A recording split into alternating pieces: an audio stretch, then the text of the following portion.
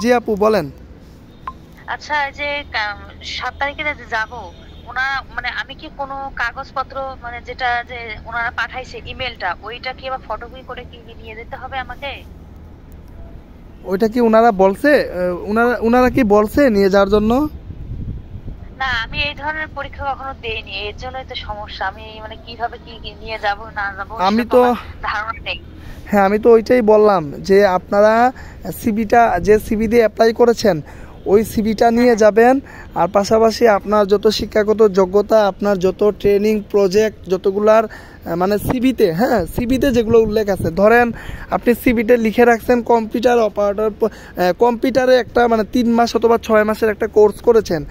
এখন আপনি যদি ওনারা যদি দেখতে চায় বা তখন যদি দেখাইতে না পারেন যে সার্টিফিকেট, তাহলে তো এটা একটা নেগেটিভভাবে চলে আসে। এই জন্য যে তথ্যগুলো সিবিতে দেওয়া আছে ওগুলা সব প্রত্যেকটা ফটোকপি করে সব সময় সাথে রাখবেন।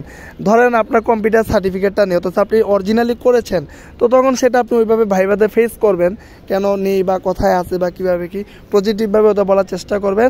আর অরিজিনালগুলো কখনোই কেউ কোনো কোম্পানি আপনাকে ডিরেক্টলি না বলা পর্যন্ত কেউ কখনো নিয়ে যাবেন না। আর কোনো এটা অরিজিনাল ডকুমেন্টগুলো তখনই প্রয়োজন না যখন আপনার চাকরি ফাইনাল হয়ে যায়, যখন ফাইনাল ইন্টারভিউ আপনার যখন জয়েনিং দিবে, অ্যাপয়েন্টমেন্ট লেটার দিবে, তখন এগুলো যাচাই বাছাই হয়, এর আগেও হয় না। ঠিক আছে?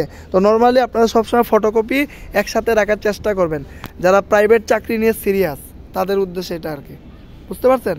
সিবিটা অবশ্যই থ্যাংক ইউ থাকবে। ভাইয়া। সিবিটা ওকে। যেটা দিয়ে অ্যাপ্লাই করবেন ওইটা 100% সবসময় ওইটা লাগবে। ওই যাদের কাছে থাকে তারপরে আপনার কাছে একটা রাখতে সমস্যা কি? সমস্যা তো নাই। আচ্ছা ভাইয়া, ঠিক আছে। ধন্যবাদ ভাইয়া। আচ্ছা, মরিয়ম আপুর কালকে মনে হয় ইন্টারভিউ আছে মাইকা হেলথ কেয়ারে। আপু কি শুনতে পাচ্ছেন?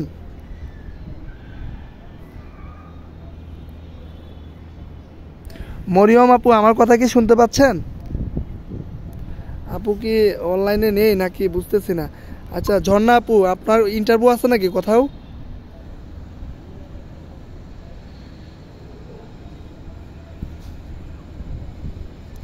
আচ্ছা মরিয়ম আপু মনে হয় নেটওয়ার্কের সমস্যা, বারবার বের হয়ে যাচ্ছে। আচ্ছা আপনাদের কি আর কোনো প্রশ্ন আছে? ভাইয়া, স্যালারির বিষয়ে যদি বলেন তো তারা তো একটা ইয়ে বলে দিছে যে হচ্ছে 15 থেকে 18 এরকম। তো ওইটাকে কিভাবে সুন্দর করে তাদের সামনে বললে তারা হচ্ছে মানে ওইটাকে ভালোভাবে গ্রহণ করতে পারবে? এখন আপনি যে সিভিটা আমাকে দিছিলেন বা যেটা আমি পাঠাইছি বা আপনি দিছেন, ওই সিভিটা একটু ভালো করে স্টাডি করবেন।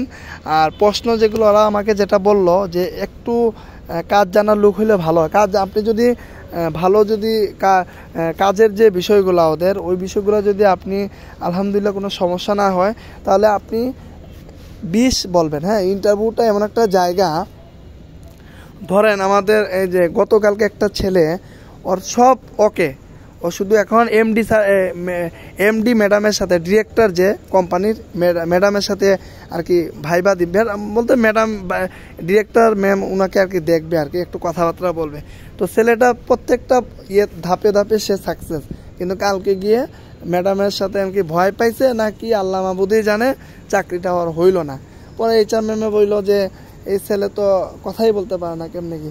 আমি ওর পরীক্ষা আপনারা নিছেন, ওর প্রত্যেকটা ইয়েতে সাকসেস, কিন্তু এখন ডিরেক্টর ম্যামের সামনে কি বলছে, আমি তো আর ওখানে ছিলাম না, আপনি ছিলেন।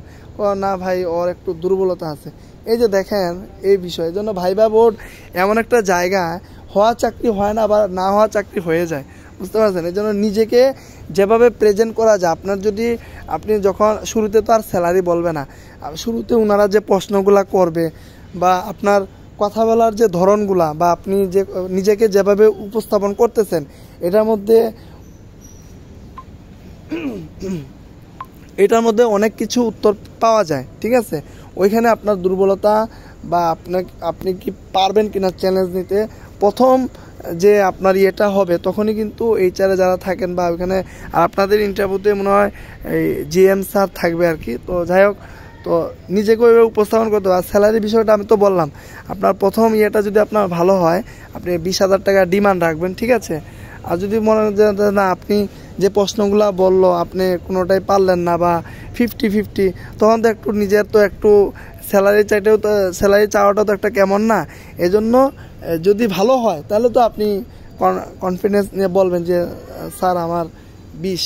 ওনারা জানে নর্মালি ওনারা আমাদের যে কয়েকজন জয়েন করছে 17-18 ওদেরকে জয়েন করাইছে আর কি। হয়তো যদি ভালো হয় 17 বা 18ও দিতে পারে, হয়তো 20 ক্রস করবে না, ঠিক আছে। স্যালারি ইয়েটা আপনি বলবেন যে স্যার আপনাদের যে র্যাঙ্ক আছে, বা আমি তো ঢাকায় থাকবো একজন মেয়ে হিসাবে, তো নিজেকে যতটুকু একটু গুছায় পজিটিভভাবে বলা যায় আর কি। এমন কিছু বলবেন না যেন নিজের দুর্বলতা থাকে আর কি, যেহেতু ওনারা একটা বাজেট দিছে, ঠিক আছে। তো মোটামুটি আপনার ওই 18টাই ডিমান্ডে রাখবেন। যদি ইন্টারভিউ ভালো হয় যে স্যার আপনাদের পলিসিতে তো আমি তো সার্কুলারে দেখেছিলাম 18-র মতো, তো স্যার আরেকটু যদি ভালো করা যায়, মানে যখন আপনার ইন্টারভিউটা ভালো হবে তখন গিয়ে আপনার ফাইনাল ফিনিশিংটা এভাবে দিবেন আর কি, যে স্যার আপনাদের তো স্যালারি তো র্যাঙ্ক দেওয়া ছিল 15 থেকে 18, তো স্যার আমার যদি একটু বাড়িয়ে দেওয়া যায় এটা আমার জন্য খুব ভালো হয়। তো এটা সম্পূর্ণ আসলে আপনার ইন্টারভিউ উপর নির্ভর করে কীভাবে আপনি ওনাদেরকে কনভিন্স করেন, বুঝতে পারছেন? জি ভাইয়া, বুঝতে পারছি। এই আর কি। আচ্ছা, আর মনে কারো প্রশ্ন নেই তাহলে আমরা শেষ করে দেই। কারো প্রশ্ন আছে? ঝর্ণা আপু, আপনি তো কথাই বলতেছেন না, আপনার কি কোনো প্রশ্ন আছে?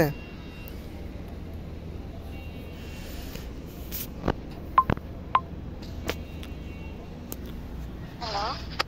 জি শুনতে পাচ্ছি, বলেন। না, আমার প্রশ্ন যারা যারা প্রশ্ন করছিল ওগুলাতে অ্যান্সার পেয়ে গেছে। আপনার পরীক্ষা কোথায় আছে? আগামীকাল বা পরশু? পরশুদিন ইয়ংআনেই আছে। আচ্ছা আচ্ছা, যাই হোক, আমরা এই ভিডিওগুলো রেকর্ড করছি। হ্যাঁ, আমরা পূর্বে যে আলোচনা হয়েছে আমরা আপনাদের যে মেয়েদের কমিউনিটি গ্রুপ আছে ওখানে দিয়ে দিব, আলোচনাগুলো শুনে নিয়েন।